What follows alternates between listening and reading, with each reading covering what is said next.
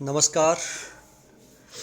आज की क्लास में हम काफ़ी दिनों के बाद डिस्कस कर रहे हैं। क्लासें बीच में नहीं हो पाई थी एग्ज़ाम की वजह से।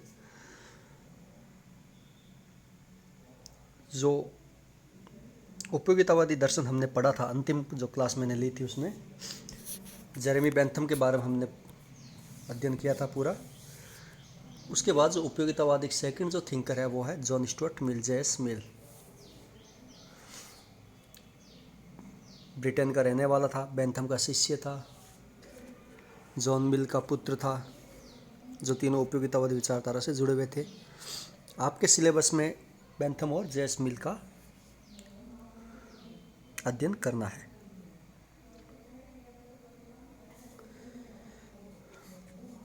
उपयोगितावाद एक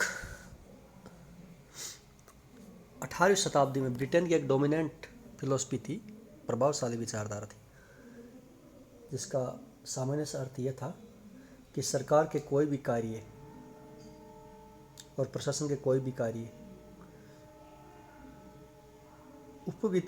उपयोगिता के आधार पर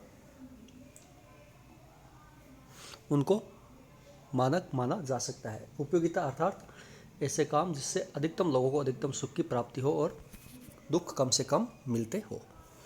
तो किसी भी कार्य को उपयोगिता की कसौटी पर कसने का विचार उपयोगितावादी दर्शन ने दिया था, जो एक उदारवाद का लक्षण है। मिल के बारे में हम थोड़ा सा जानते हैं कि मिल का टाइम पीरियड था, वो था 1806 से 1873 का टाइम पीरियड था। इंट्रोडक्शन अगर हम मिल का देखते हैं कि जेएस मिल एक संक्रमण काल से सब का विचारक था। संक्रमण काल का कैसे है कि उस समय लोग शास्त्रीय उदारवाद के नकारात्मक परिणामों को रियलाइज कर रहे थे या नकारात्मक स्वतंत्रता के नेगेटिव परिणामों को रियलाइज कर रहे थे। परंतु उन्होंने अभी तक पूर्ण रूप से सकारात्मक स्वतंत्रता और कल्याणकारी राज्य के युग में प्रवेश नहीं किया था। तो इन दोनों के बीच झूलता हुआ विचारक था कि एक तरफ नेगेटिव जो स्वतंत्रता थी कि राज्य को कुछ भी काम नहीं करना चाहिए, और दूसरी तरफ जो वेलफेयर स्टेट का कॉन्सेप्ट था कि राज्य को हस्तक्षेप करना चाहिए लोगों के जीवन स्तर को ऊंचा। इस दोनों के बीच के टाइम पीरियड में जो जेएस मिल का समय काल देखने को हमें मिलता है। तो ये संक्रमण काल का विचारक था और इसी कारण उसके विचारों में बहुत सी असंगतियां देखने को हमें मिलती है। और मिल शास्त्रीय उदारवाद और आधुनिक उदारवाद के बीच एक लिंकेज का काम करता है। उसके विचार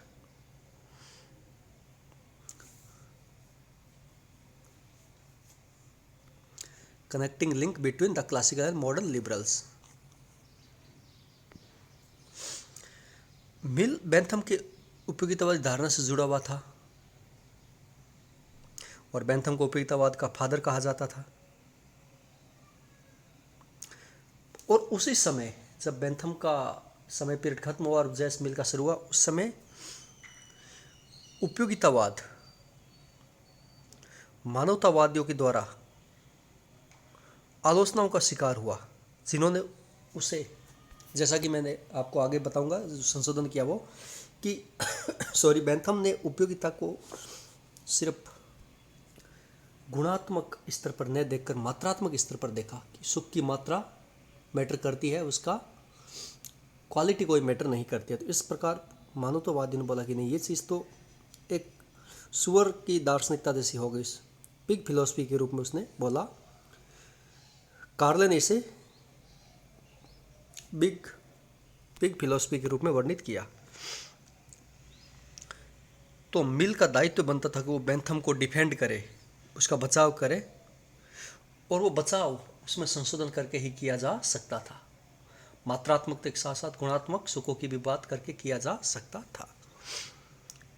आपका टॉपिक में यही चीज़ आएगी मिल के बारे में दो ही चीज़ें मुख्य रूप से आपके टॉपिक में दे रखी है कि बेंथम के उपयोगितावाद में मिल के द्वारा किया गया संशोधन और स्वतंत्रता पर मिल के विचार।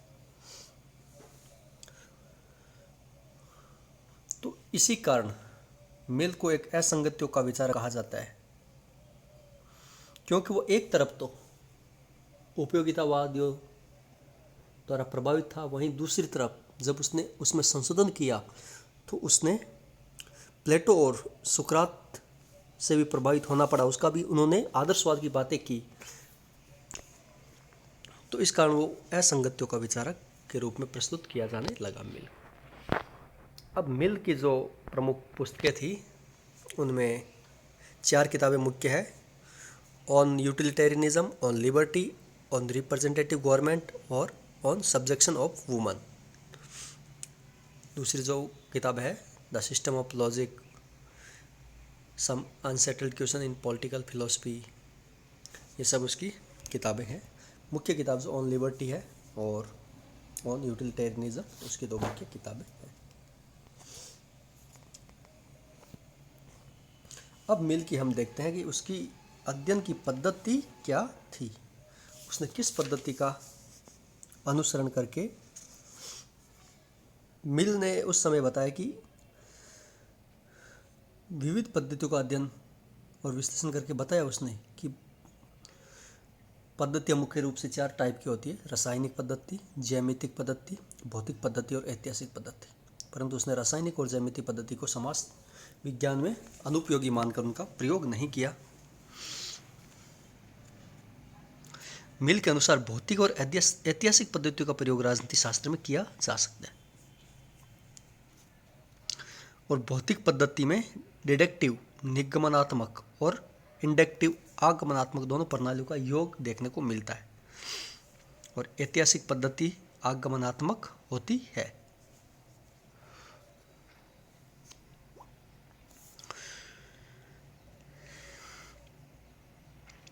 तो मिल का जो अध्ययन की पद्धति थी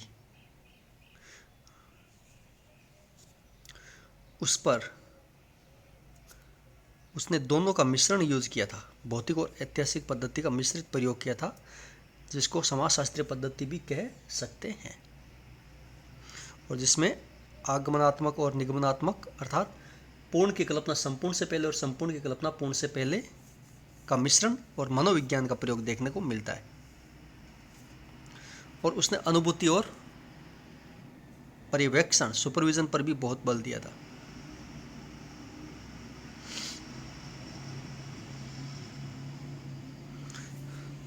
तो ये मिल की अध्ययन की पद्धतियां थी। अब जब हम आगे की क्लास में पढ़ेंगे मिल के उपयोगितावादी संबंधी विचार,